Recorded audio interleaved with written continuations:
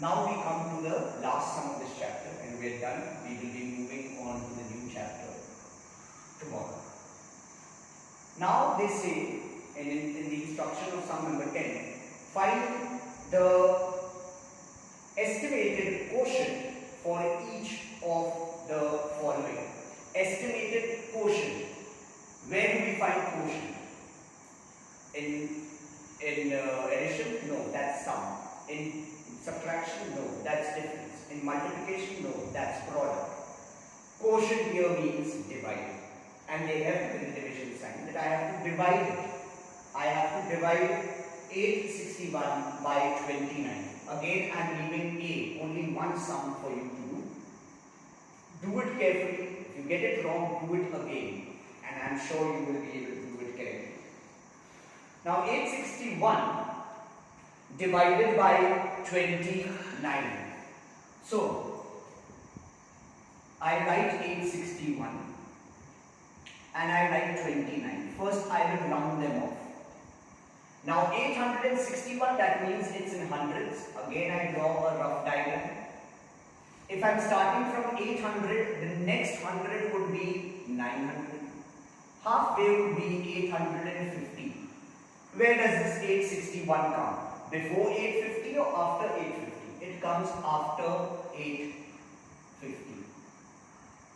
So again, just like the boy, you will go to his grandparents' house.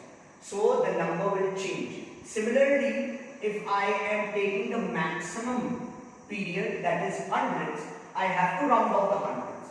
After 8 is 6, 6 is 5 and above. So the number increases, the digit that I am rounding off increases by 1. So this 8 becomes 9, the remaining become 0. 29, again I made a small diagram. These are in tens. So the extent that it would be, 29 will lie between 20 and 30. The next tens, always it is the next tens, next hundreds, next thousands, that's that way. So what would be in between? In between would be 25. Now where does this 29 lie? After 25.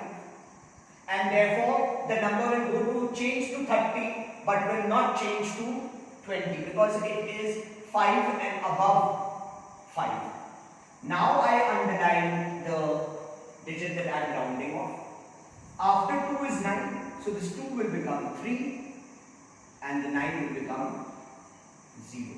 Remember, I am dividing, so here you have to be a little bit careful. You put it upon, that means I have to divide. You put it upon, that means that I have to divide. Now take 900 and divide it by 30. 30 goes into 90 3 times. What do I get? 0. Take down 0. If it doesn't go at 0, put a 0.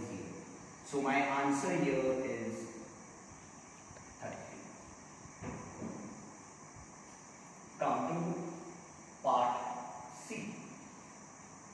C says 347 divided by 30. Again, I take down 347. I put an arrow. I write 30 and I put an arrow. Now I draw a rough diagram. Remember, this rough diagram is being made only for your explanation. It is not part of the sum. It is not part of the sum. It is only being done for you to understand which digit you have to round off. When you make this diagram, this will tell you clearly which digit you have to round off. So this is just a reference, it is not part of the sum. Remember that. Now when I say not part of the sum, actually if you look into this, the diagram is basically a rough work. It's not fair work. So even if you do it in the examination, do it as your rough work, not as your fair work, because this is as a reference to help you to do the sum. Now 347, 300. So the extent is from 300 to 400. Always you go to the next hundreds. If I am starting in hundreds, the next hundreds. If I am starting at 1000, the next thousands. If I am starting with the 10,000s,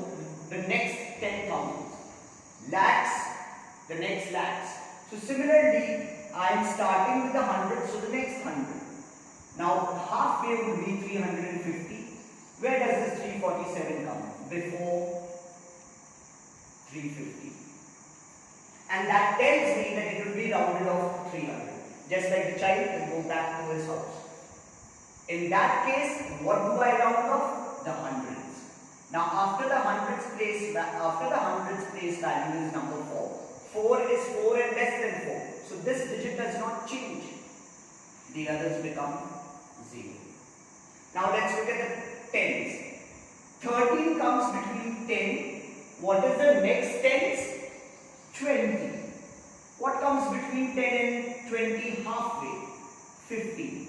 Now where is this 13? 13 is this side. Again the boy will go back to his house.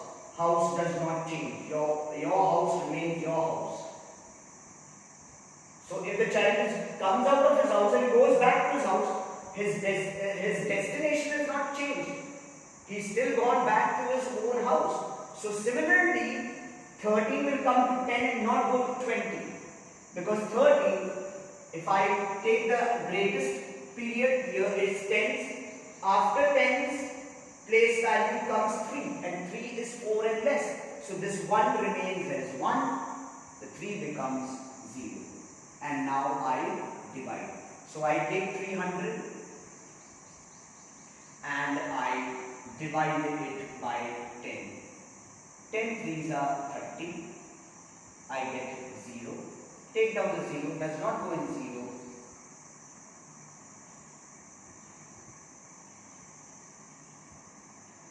So my answer is 30, just like my previous sum. So this is how you will do B and C.